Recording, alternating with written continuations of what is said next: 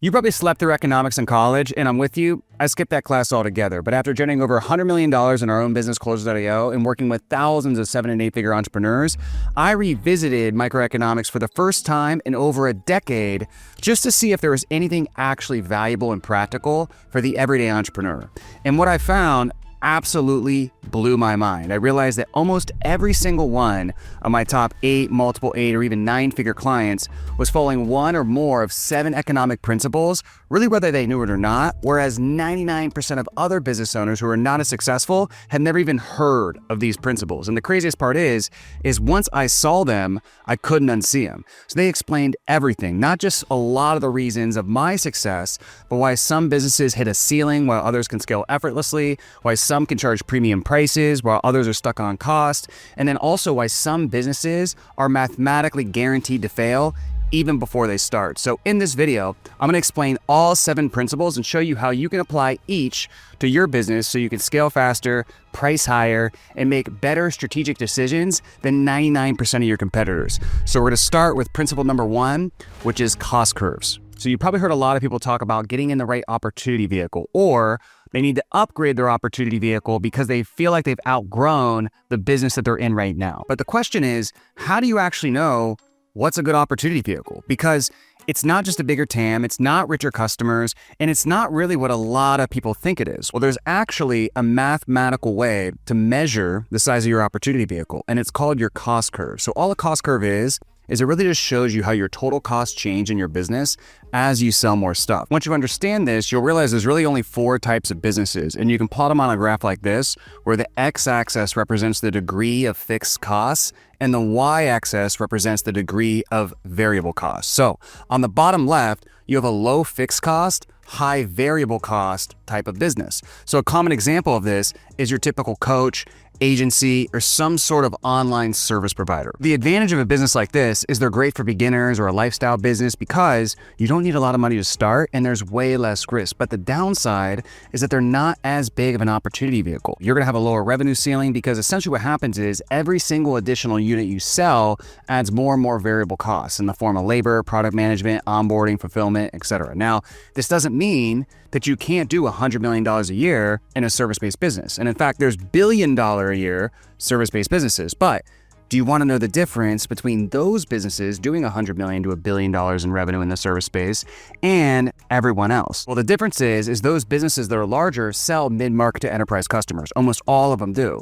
And when they do that, it allows them to sell less clients at a higher price, which reduces their cost curve because they're not taking on as much complexity per client. So this is why one of my biggest goals for our company, which is a service-based company, is to actually move up market so we can actually make more revenue per customer and have less complexity as we scale. Now, the second type of business is a high fixed cost, low variable cost type of business. So that means you have to invest a ton of money up front before you make a single dollar. But once you built the product, each additional customer costs you almost nothing. So the classic example of this is SaaS or B2B SaaS type businesses, but also pharmaceuticals or even the gaming industry falls under this category. So these businesses take millions of dollars usually just to build the product. But once they have it, each next incremental unit they sell costs them almost nothing. And that's why they're so scalable and also why they're phenomenal opportunity vehicles. Now, the third type of business is a low fixed cost, low variable cost type of business. So this is where it's a low fixed cost to get started and the variable cost of producing the next unit is also low. Now, while having both low fixed and low variable sounds like a dream, but if you notice the graph, you see a section there that says competition floods in and compresses margins. And that's because these businesses are basically a short-term arbitrage window. So they have very low barrier to entry, but they're also insanely scalable. So because of that, competitors flood in until the whole category itself becomes a commodity. The classic example of this is digital courses. So at first, you saw a lot of people making millions of dollars a year with like automated webinars selling a course with no fulfillment. But now, just a few years later, you can barely give a course away for free on YouTube. Like, courses as a product is completely commoditized. So how do I think about these businesses as an opportunity vehicle? Well, it depends on the visibility. So the visibility in this type of category determines the length of the arbitrage window. So for example, if you're selling digital courses, it has extremely high visibility because you're promoting it on social or you're promoting it with ads, and therefore the arbitrage window is very short. But then let's say you're doing something that has low visibility. So like maybe you're doing a form of day trading that you don't teach anyone, no one else knows about. It's like a very specific niche that you found. It's going to take a lot longer for competition to flock into that niche because it's much harder to see and it's much harder to access. So the fourth type of business is a high fixed cost, high variable cost type of business. So this is where it not only takes a lot of money to set up, but it also takes a lot of money to deliver each additional customer. Now, you might think, who in the hell would want to start a business like that? Like, isn't that the worst of both worlds? Well, what if I told you that this is statistically the most common business that people in the world, and especially in America, start? That's because the perfect example of this type of business is a restaurant, because a restaurant takes a high cost to build out, like the lease, the kitchen, the equipment, the permits, all of that stuff. Then it has a high variable cost in the form of food, labor, utilities, all of that, which goes up every single plate that you serve, which is the exact reason why most people who start restaurants fail, because those businesses are extremely unlikely to succeed in the first place. But it also goes to show there's huge billion-dollar restaurant chains and restaurant brands. So it's still possible if you know what you're doing, but is it a good opportunity vehicle? Usually not. So with all that said, what do you actually do with all this information? Well, my personal recommendation is to first establish financial security with a low fixed cost, high variable cost type of business. So like an agency, coaching, etc. And the perfect example of this right now is like starting an AI agency, helping small businesses automate functions in their business.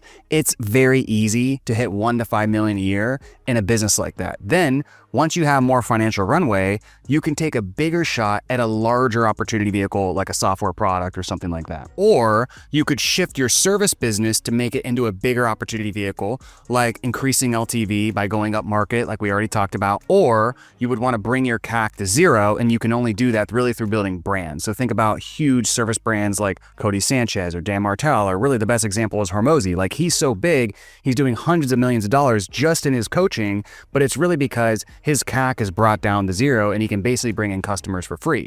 Or when he does run ads, he's getting probably 10x cheaper costs than somebody like I get, because he has a way bigger brand. Now, speaking of scale, the next economic principle we're gonna cover is gonna completely change how you think about scaling, and it's called marginal thinking. So the way I like to think about this is, have you ever heard Hormozy's quote, more, better, new? Right? This is a framework he teaches where essentially first you do more of what's working, then you try to do it better, and then once you've maxed out and you're doing it as good as you possibly can do, then you finally move on to doing something new. Sounds clear enough, right? But if you're anything like me, have you ever wondered, well, how do I know when to switch from just doing something more to doing better?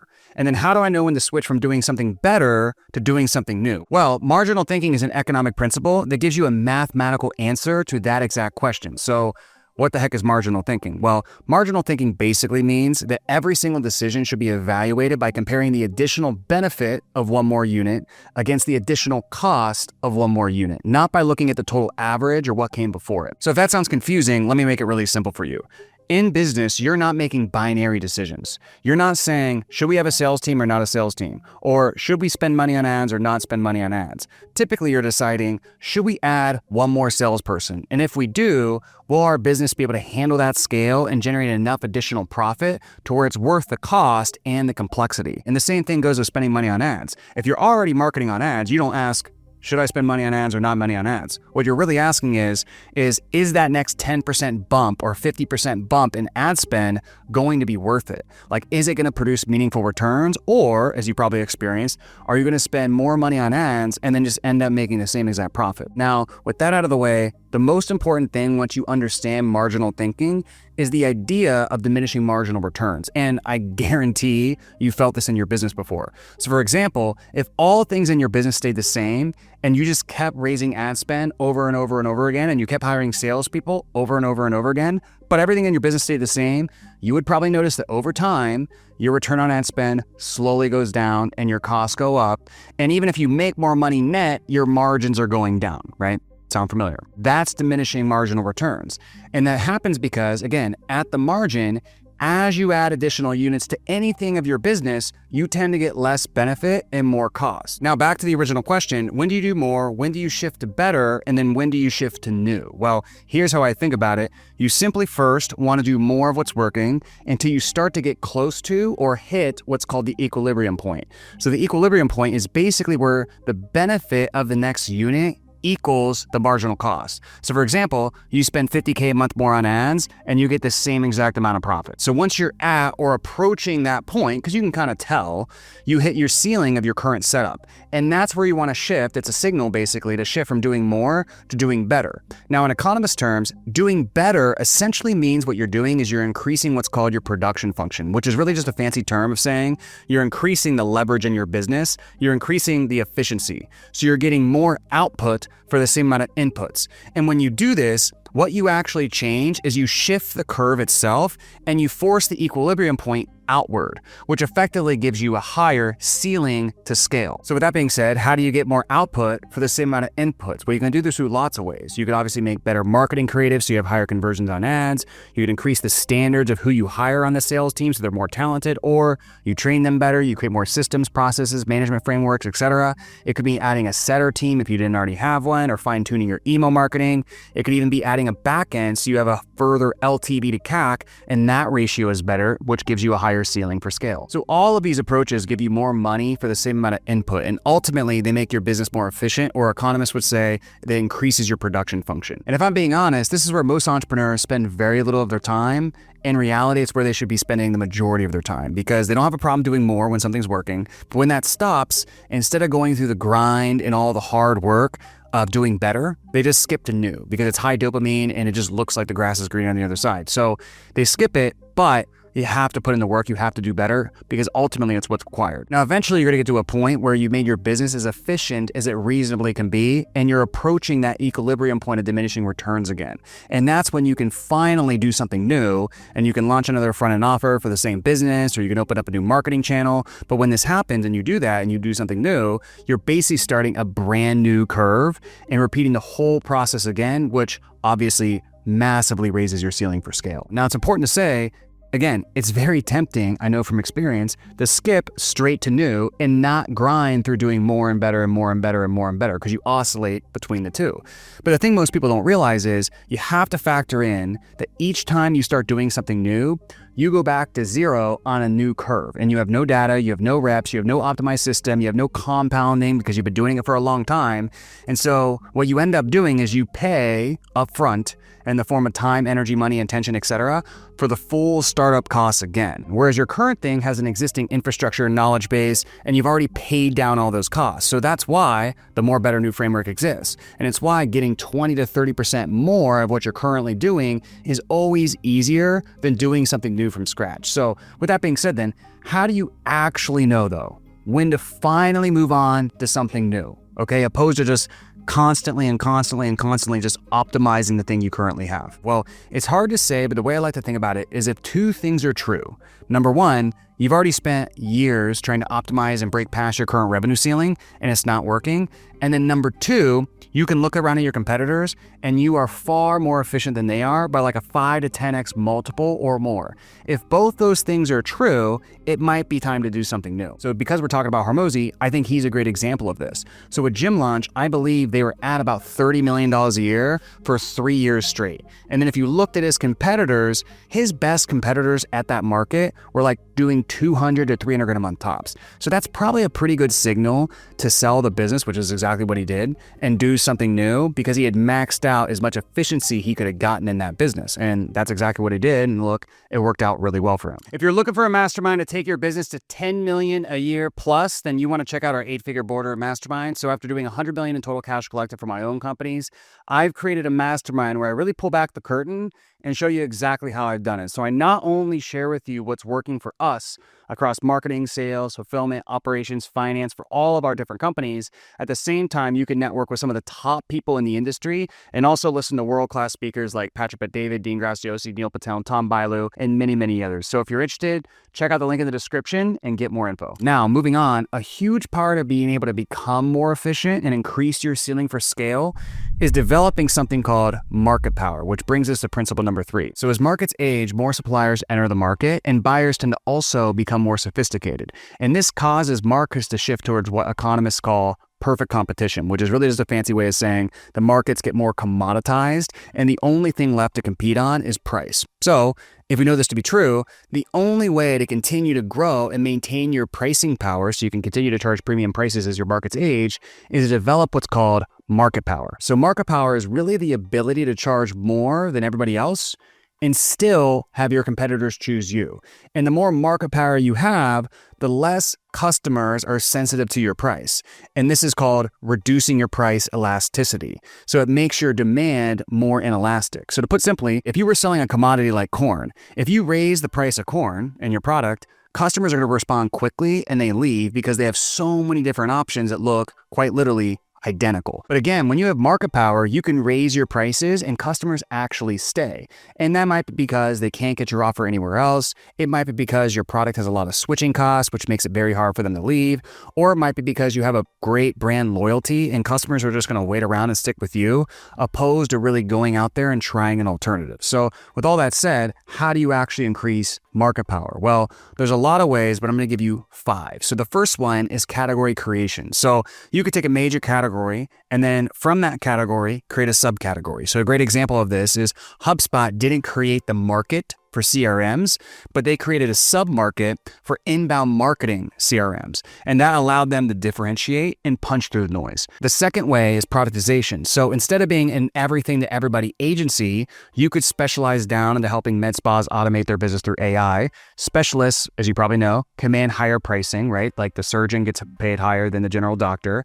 And also because you're working with the same customers coming from the same place, solving the same problems, your sales team works a lot better. And then your fulfillment is systematized. You can streamline and decrease your costs, which increases your profitability and ultimately your LTV to CAC. Now, the third way you can increase market power is brand. So you could build up your personal brand. So it goes without saying, if you're a business coach and you're competing with somebody like Dan Martell with 10 million followers, I guarantee that he's going to charge probably 10 to 50x the prices that you can. Okay. But just to give you something to think about, it doesn't have to be building up a personal brand. So for instance, McKinsey, which is a consulting company, they don't have a personal brand, but they're pretty much known as the top tier management and consulting firm in the entire world. So it can be a company brand or a personal brand, or even differently, you could get a brand endorsement. So case in point, I've actually seen this with one of our clients to where they landed a major celebrity influencer. And then guess what? It decreased their CAC by like 10x. So the fourth way is switching costs. So if your switching costs are high, it's hard for your customers to leave, even if there's attractive prices elsewhere. The best example of this is CRMs, because if you've ever been through it, you know that it's crazy hard. It's such a pain in the ass to be able to migrate from one CRM to another because they have all of your data. But even if you don't have a tech product, you can still embed yourself more into your clients' businesses. And the more you can do that, the better. So for example, a big reason I think our LTV is so high at Closer.io is the depth of relationship that's created between our account managers and our clients. So the account manager just knows so much about their business and they're so integrated into the business to where the client wants to stay longer to work with the account manager opposed to trying to find a different business coach. The fifth way is barrier to entry. So the harder your business is to get into, the better. So for example, I have a buddy who just opened a broker-dealer firm regulated by FINRA. It took a year and thousands of dollars to even get the licensing. And so even if people want to compete with him to be able to, essentially what he's doing is raising money for syndications and actually doing deals. But if you wanted to compete with him and you saw his ads, it would take you at least a year to even get started, let alone even catch up. Now, there's tons of other ways as well. There's network effects, accumulated social proof, access to distribution, and tons of other ways to increase your market power. But this should at least get your mind rolling on some ideas. So to move on, you could have all the market power in the world, but it's not going to matter if your customers don't know about it, which brings us to the next principle, which is information asymmetry. So information asymmetry basically means that in every transaction, whether it's the labor market or the consumer market, essentially one side knows more than the other. So for example, if you own a business, you know your product or service is good, hopefully, and then you know you're going to deliver results, but obviously the customer doesn't, right? That's a pretty obvious one. One way you don't think about though is in the labor market, it's the same way. So you might be trying to hire a salesperson, and while they might interview good, you don't have all the information. Like you don't know if they're actually going to work out until you put them to work. So in this case, the worker knows more more information than the employer. So in both scenarios, your job as the business owner is to close the information gap. So ultimately, you can make a better hiring decision, or in the sales example, you can help the customer make a decision to go with you. Now, to really drive this concept home and why it's so important, economics teaches us something called the lemons problem. So for example, let's take the used car market. Okay, and let's say you're trying to buy a used car. In stage one of the market has good sellers who are selling actually legit cars, and then it has bad sellers who are selling lemons or cars that are basically ripoffs with tons of repair and maintenance that they're not disclosing. So what happens is, as the market matures, buyers can't tell the difference. So they assume that, because they're tired of getting ripped off, that all cars have the risk of being bad. And then ultimately what they do is they start offering lower and lower prices. And these lower prices punish the good sellers and actually push them out of the market, because since their inventory and their cars are good, they spend a lot more for them. They can't make money or make a margin on those good cars.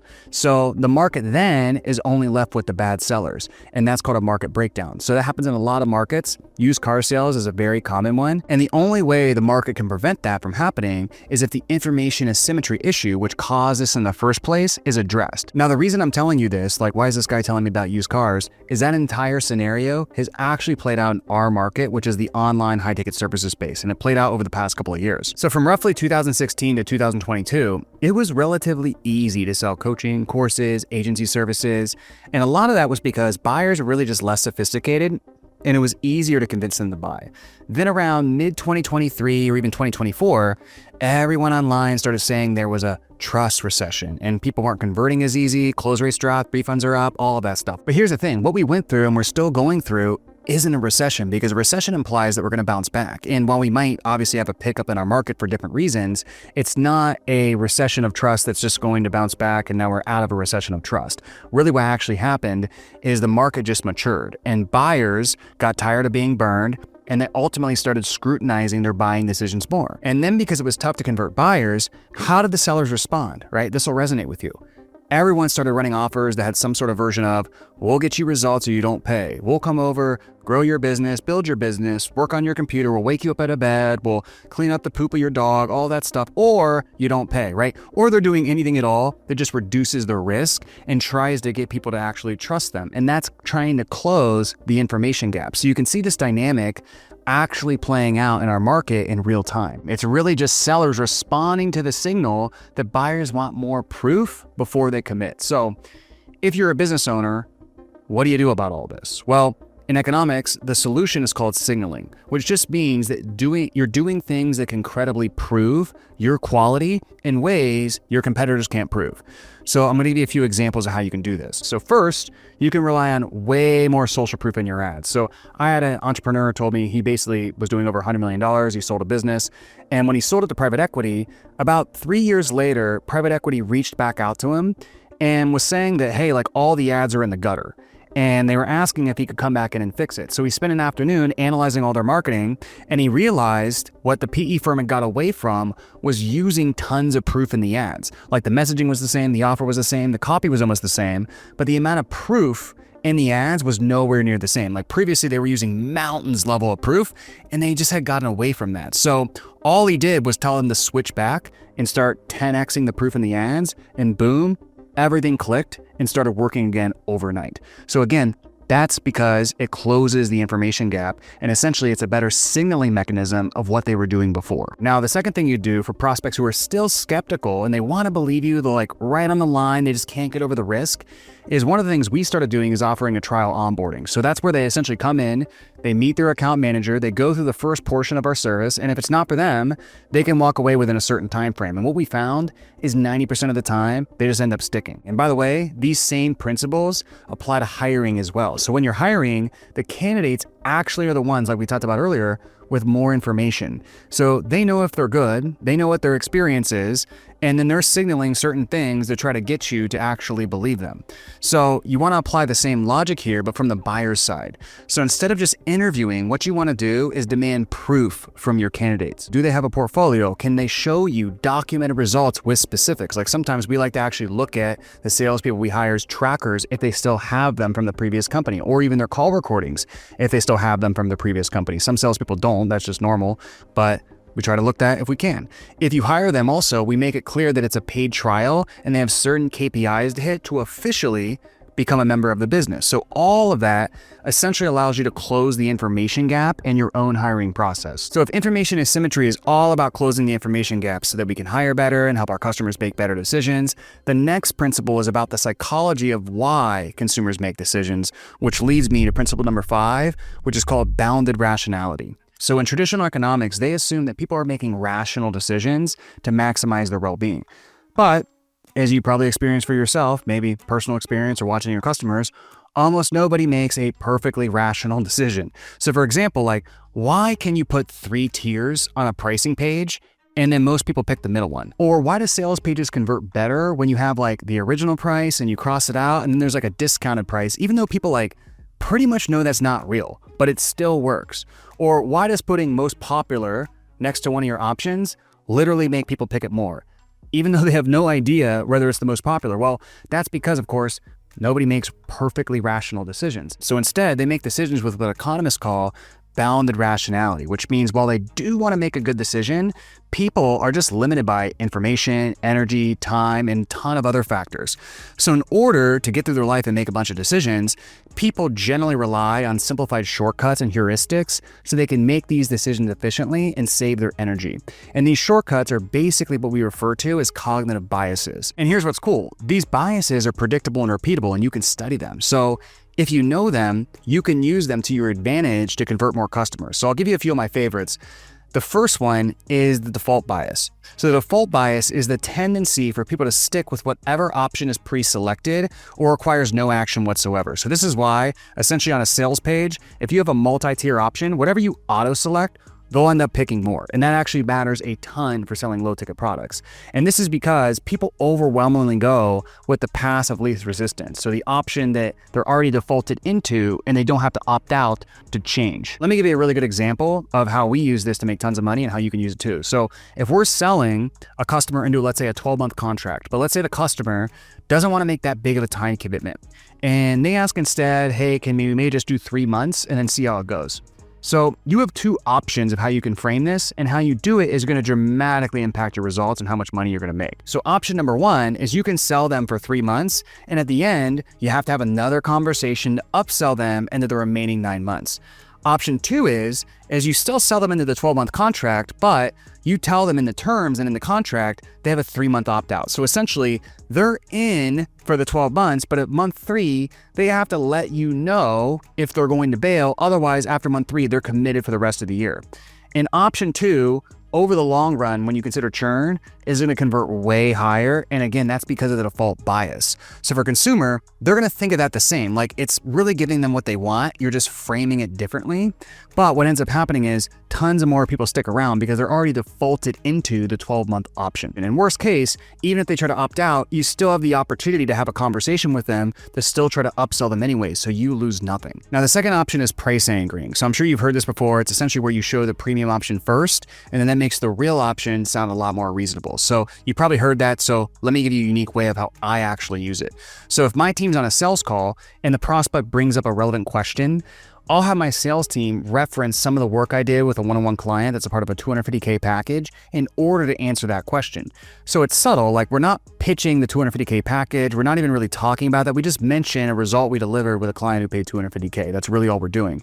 But guess what that does? That really embeds that price point into the conversation in a very non-salesy way. So when we get to the end and the price is less than 10% of that, it's going to already be anchored and seem much, much lighter than before. Now, the third principle I like is loss aversion. So again, you probably heard of this, but I'm gonna give you a different way of thinking about it. So loss aversion basically is the fact that people feel losses twice as intensely as they feel the equivalent gains. Now, everyone thinks a loss aversion is applying scarcity to their offer with like a fast action discount or limited spots, and you can do that, that's great, but I wanna teach you how to actually embed it into your business model. So for instance, and I know this because I have thousands of clients, the best B2B offers I've ever seen fix holes in a leaky bucket opposed to promising gains. So in other words, again, they're not saying that you're gonna get this big additional outcome. They're saying that, hey, you're losing a bunch of money with what the current process you're using in your business is doing. Let's go ahead and just patch those leaky holes so that essentially you can make more money. So if you think about it, both promises are the same. It could be like, Do you want to make 30 grand? Or it's like, hey, you're losing 30 grand, let's patch the holes. But I know from experience, the second one is going to convert way, way higher. It's like not even close. It's crazy. So I'll give you an example. Hyros is like the best example of this. So the whole pitch of Hyros is you don't know which ads are converting in your ad account and which are not because your attribution is absolutely cooked post iOS 14. And so if you use this software, it's going to make your ads on average 30% more profitable. And so also we did the same thing with our software Dollar.io, and we point out that we get 50 to 300% higher pickup rates than the average dialer. So if you think about it, if you're using one of the average dialers, you're thinking, man, like we could be getting 3 times more leads just because of higher pickup rates than what we're getting before. So that loss aversion makes it way easier to sell. And it's crazy. Like if I had to create another business, that's exactly what I would do. Is I would go with something that is patching a leaky hole in a business and is leveraging this loss aversion principle. Bounded rationality really explains the way your customers make decisions. I want to move on now to a different framework and principle that explains how your employees make decisions. So principle number 6 is incentives. Charlie Munger once said, show me the incentives and I'll show you the outcome. And I agree, because incentives are way more powerful than everybody thinks. But almost everybody gets them wrong. So they think incentives are just financial, like a bonus or a comp plan or whatever. But incentives are also non-financial. So they involve things like status or convenience or recognition, fear, autonomy, or peer approval. Incentives can also be short-term, like today's commission, or they could be long-term, like getting equity upside in a company. And they can also be explicit, like something that's agreed upon beforehand, like a bonus, or they can be implicit, which is something that's not agreed upon or spoken out loud in advance. And the thing is, implicit incentives are really tricky.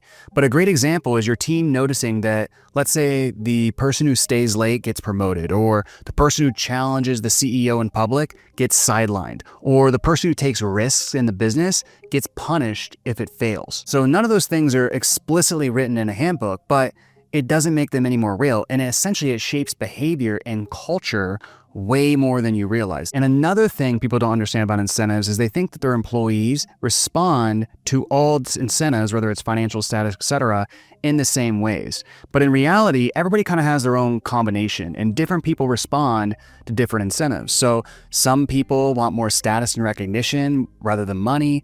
Other people just really want to make the money. And then some people want to join a company with a huge mission, like SpaceX, Tesla, etc. So the key when you're hiring and you're also figuring out comp plans is figuring out in the interview what that person's kind of combination of incentives actually is and what they're going to respond best to, because it's not binary. It's not like people are status driven or money driven or whatever. People kind of have like a perfect combination of incentives that they optimize for. And your job in the interview process is to figure out what that is. Now, with all that in mind, in order to set up proper incentives, you have to know if they actually work. And the basic economic formula for this is people will take an action if the expected benefit is greater than the expected cost, kind of similar to marginal thinking. So they'll keep doing an action until the marginal benefit equals the marginal cost. So I'll give you a quick example on this. Let's say you're just managing a salesperson and their target is 20 sales in a single month. So for them to get 5 sales in a month, it's like pretty easy. They're just closing laydowns. If they get 10 sales in a month, it took more effort, but it's like still pretty easy. Getting the 15 sales takes a little bit of effort, then 20 sales might be genuinely hard. But the way to think about this is each additional sale has a higher marginal cost. Like they have to work harder, they have to go deeper into the pipeline, they have to make more cold calls, they have to take more appointments, they have to maybe work more hours. And then on top of that, that also means that each additional sale means giving up more of their personal time or their family time or taking on more stress or working longer hours. And all of that starts to stack up. So what happens as a result is, as the month goes on, the cost of each next sale for the salesperson is slowly rising. But if you're paying a flat commission, the reward is staying exactly the same, which means the benefit to cost ratio of the next sale keeps shrinking every single sale you get. And eventually it shrinks to the point where the marginal benefit equals the marginal cost, and the salesperson has no incentive to get more deals. And so they start to coast. And honestly, you can't blame them. That's what the math told them to do. So what do you do about it? You change the incentive structure. So I'll give you an example. Instead of a flat commission where every single sale pays the same and eventually isn't worth the grind, maybe let's say after 15 sales, you give them a little bit higher commission bump from sales 15 to 20. Then the same thing happens from sales 20 to 25 and 25 to 30, to where as they kind of push harder and the cost is going up and it's getting harder and harder through the month to actually grind up those numbers, the benefit is also raising as well. So when you do this, you're counteracting the rising marginal cost with a rising marginal marginal benefit, which keeps it easier for them to push through for those harder deals later in the month. It actually incentivizes them to do it. So graphically, what you're doing is you're extending the marginal benefit curve outward so they stay motivated deeper in the month. And as a side note, this framework also explains why your best salespeople are your best salespeople. So in my experience, it doesn't come down to just skill. It also comes down to pain tolerance. Like the best performers I've ever had were the ones that were willing to incur and sacrifice and just go through more pain per deal than anybody else because they just want the money or the status of being the top guy that badly. So you can apply this thinking around incentives to really every aspect of your business, not just sales. All you have to do is just take a part of your business where you're not happy with the outcome you're getting and then audit the incentive by asking 2 questions. Number 1, look at the behavior that's being rewarded right now. Not what you want to be rewarded or what your company values say, but look at the actual symptoms. So like the comp plan, the promotion criteria, the culture, the implicit signals, and what is actually being rewarded. And that's the behavior you're going to get. Now, second, ask yourself, what do you need to change about the incentive structure or the culture or whatever, so that someone acting in their own self-interest naturally just produces the outcome that you want? Because the one thing about humans you can bet on over the long term is they're going to act in their own self-interest. So what you want to do with your incentive plan, naturally, is align their self-interest with your self-interest. And when you do that, you'll get the result that you actually want. So incentives are critically important, but here's the thing. You can't incentivize everything and chase everything all at once, which brings us to the last principle that governs really everything else we talked about, which is scarcity. Every single principle, again, that we've covered today exists because of one underlying reality, and that's that resources are scarce. So we have limited time, money, energy, attention, team bandwidth, and so on. And economics at its core is literally just the study of how we humans allocate scarce resources to achieve the things that we need or that we desire.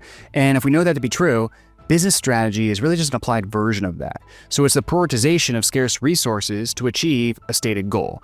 So everything you focus on in your business, your ads, your sales team, your operations, your fulfillment, whatever it is, it's really just decisions that you're making on where to deploy finite resources. So that sounds simple enough, but here's where it gets a little uncomfortable. Because we can't do everything, what actually we spend our time and money on reveals our real priorities. So this is why some people say, show me your bank account and I'll show you priorities, or show me your calendar and I'll show you priorities. And that's because your true priorities aren't what you say in your mission statement or you say on meetings or what you have on your website or whatever it is. Your true priorities are really what you spend your time on and your money on, and also where you allocate labor to. So I'll give you an example for my own business. So for years, I said that content was gonna be a priority. I was gonna build my brand. I told my team it mattered. I posted on Facebook. I posted on YouTube. I'm like, I'm going all in on content. But then when you looked at my bank account, my calendar, it really showed what my real priorities were, because I was barely spending any money on my content team. At the same time, I was barely spending any time on my calendar actually dedicated to content. And then guess what happened over time? I didn't really grow my brand. Why? I just wasn't prioritizing it. It's that simple. And the tricky thing is, I was telling myself, and I kind of believed I was prioritizing it.